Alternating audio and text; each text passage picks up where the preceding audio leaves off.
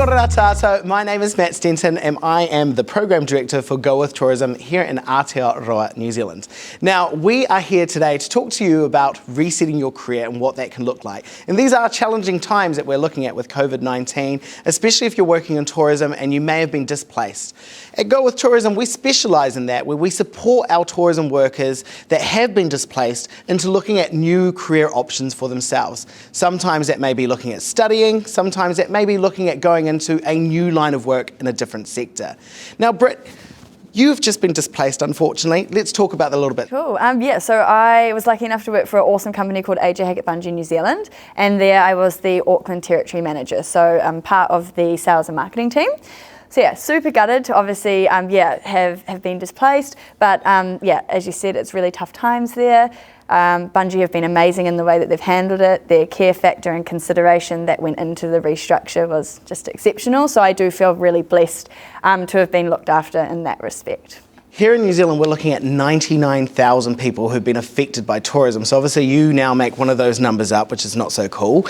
But it is cool to hear that your company, that obviously you still have so much passion about in an industry that you care for, looked after you. But we do understand that there are many companies out there that have not been fortunate to be able to do that, just due to financial circumstances or just not being able to have the time to be able to do what they've done for you, which is so cool to hear that AJ has looked after you.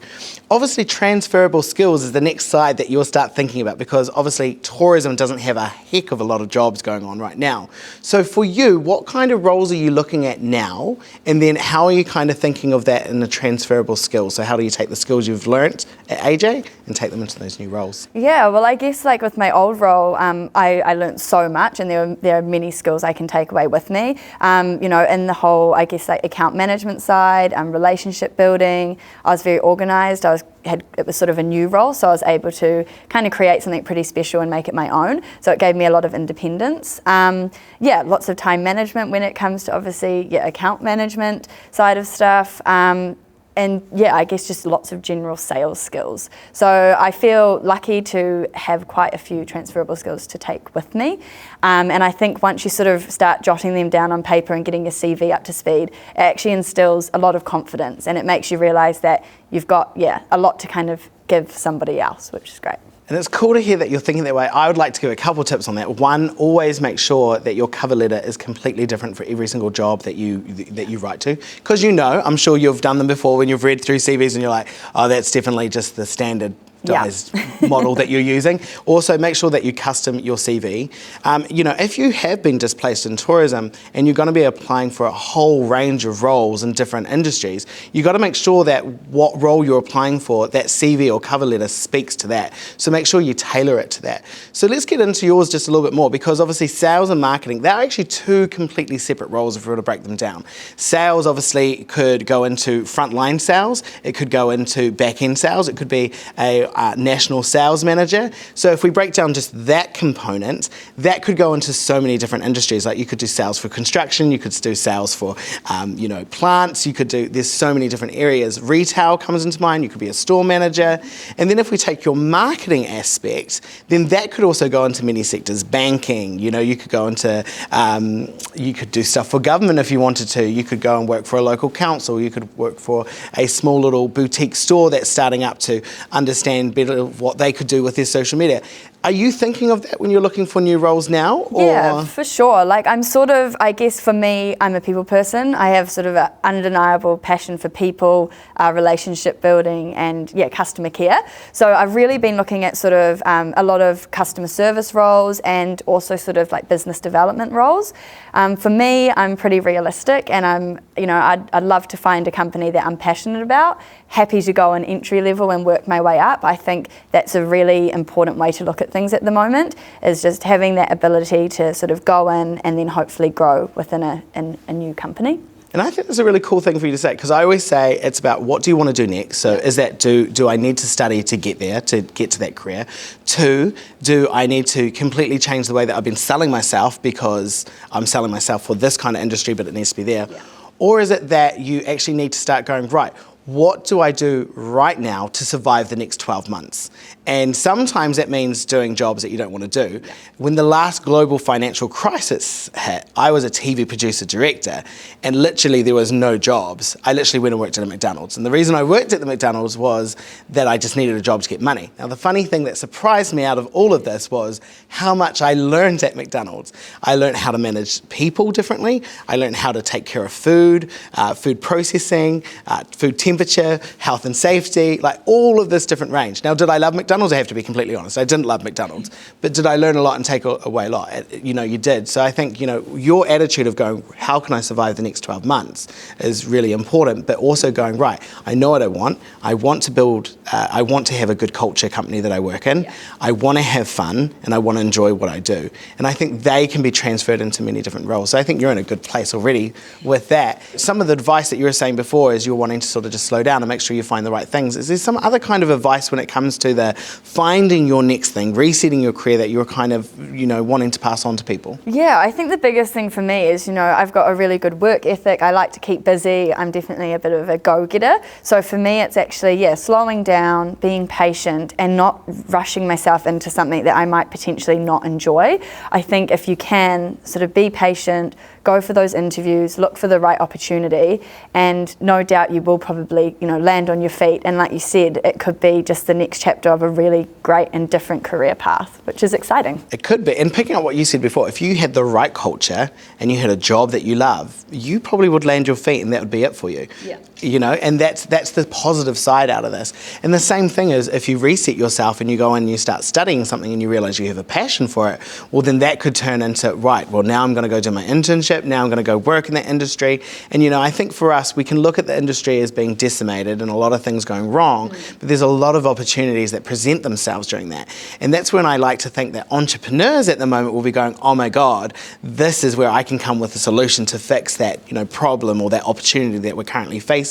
Have you thought about, obviously with your sales and your marketing side, look at starting up your own business? Is that something that's crossed your mind? To be honest, not really. But I would encourage anybody who's ever thought of that to probably take that opportunity now and, launch into something that they've always thought about doing. I think it's a great opportunity for people to start up, you know, new businesses and get different ideas going. So, probably not something for me, but definitely something that if anyone's thought about, go do it. Absolutely. Yeah, well, look, running your own business is hard, but if I looked at you as an example for people, if I was to look at starting a business and I was you, I would go, right, so I'm really good at marketing, I'm really good at promoting things, I'm really good at sales, maybe I could run my own PR agency. And then you could start going, right, well, maybe I'll look after certain people that I do PR for. Or it could be, well, actually, I'm really good at sales. When I worked at AJ Hackett, I performed really, really well, and I was able to go in when things weren't performing, figure out why they weren't performing, and turn them into a really profitable company. So it could be, I'm actually going to be a sales consultant. So I'm actually going to consult to companies on their sales who are not performing well and give them different measurements. So there's different ways for you to make money, and you may not have thought of it. Yeah. And that doesn't always mean you need to set it up as a business, right? You could be a sole trader. There's many ways of doing it. But I think with this, you know, challenge of COVID-19 comes so much opportunity for us to explore. And I think that's the exciting part. Absolutely, I agree, yeah. You know, our industry, we don't know when we're going to recover yet, but we do know we will recover. And I think that's something that you believe in from just seeing your bubbly personality. I would like to think, you know, New Zealand was looking at a 35 to 45,000 skills shortage over the next 5 years prior to COVID hitting. COVID's hit now, 99,000 jobs are lost, which is pretty sad. We have our tourism educators saying that they're seeing drop-offs. We have a perception of tourism looking pretty negative at the moment, where people are like, one, it's low paid, two, there's no jobs, it's decimated, it's never going to get picked up. I disagree. If we went in with a skill shortage and we're seeing all these layoffs happening at the moment, when our industry starts to rebuild, we're going to actually have a bigger skill shortage than we ever needed before. So I think if we retain amazing talent like you and we make sure we keep in touch with you, and even though you may go into another sector, when we start to rebuild, we can coax you back in and go, hey, we've got an opportunity for you.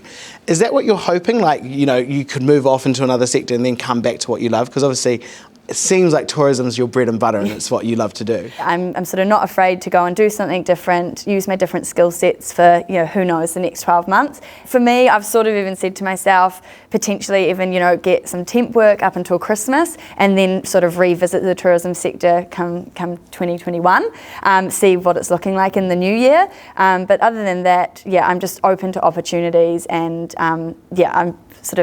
I am a person that sort of will turn their hand to anything and remain pretty optimistic with it all. And I think that's a great attitude to have because, for people who are affected and people that we deal with every day who want to stay in tourism, the reason we work with them so closely is we may have to say goodbye to them for the time being from our industry, which is really, really hard, but we understand they need to do that for survival. So our goal is let's get you into something that, one, makes you money, two, you can be happy and you can look after your family or whatever it is that you've got. But then we retain that information so when our industry is ready, we can get them back into those roles. We saw during COVID that a lot of the mid-management roles, which is kind of yours realistically, were the ones that got cut out first because they go, well, the higher manager can take more of those responsibility and the lower people, they don't cost as much, so we can balance it out. But the mid-management was really what got affected the most. I think if we looked towards the future, I want to stay in it. One, it's looking at how do I upskill myself? How do I reskill myself from what you were saying? How do I stay positive and do what I need to do to survive? I like the side that you've broken it down into sort of like semesters as such. Yeah. You know what? I'll do one semester of just like out there doing anything I possibly can get my hands on. I'm optimistic. And then the moment that our peak tourism season picks up for domestic, I'm going to pop my head back up going, right, what's out there? And then hopefully get a call up from some tourism friends to ask me back. In New Zealand, we say there's 1 degree of separation. And, our industry, although one of the largest industry in New Zealand that makes $40 billion a year, you're 1 degree of separation. So if you want to get in front of someone, there are jobs in tourism. You've got to hunt them down and you're going to really have to hustle for them. My big one-off thing to you, is reach out, talk to people. And that goes to people at home who've been affected as well. Like the goal is to reach out, message people on LinkedIn. Now, if you're not in New Zealand, which is a very small country of 5 million people, which is not that small in my mind, but it is, you want to make sure you can do the same. So if you're in Britain or you're in America, you may be 3 degrees of separation, but there's always ways to get in touch with someone differently. And I think probably looking at resetting your career, CVs and cover letters are not always going to get it. Before we started this interview, you talked about, to me, about it's who you know at times. Absolutely. And I think this is the time that you start leaning into those people you've met over the years saying, hey, I've been displaced, I'm currently looking for something.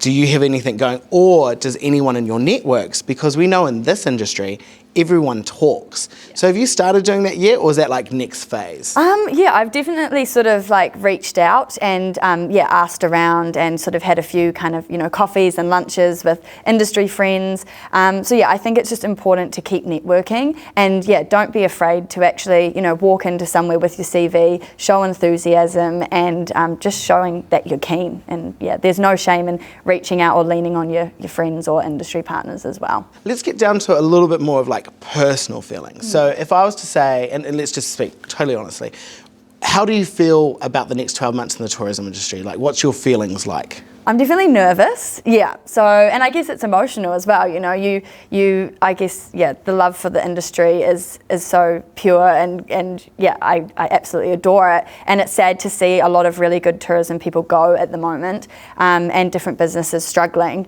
But I think it's really important to sort of remain optimistic and have that sort of outlook that the future is bright. And like I said before, I truly believe it will bounce back. For people who are around the world, obviously, that are facing the same things as you, do you have any kind of words of like, because obviously you're still going through this, it's still raw, it's still new, and I'm sorry that you have to feel that. Is there anything that you want to say to people about like words of wisdom whilst they're going through this?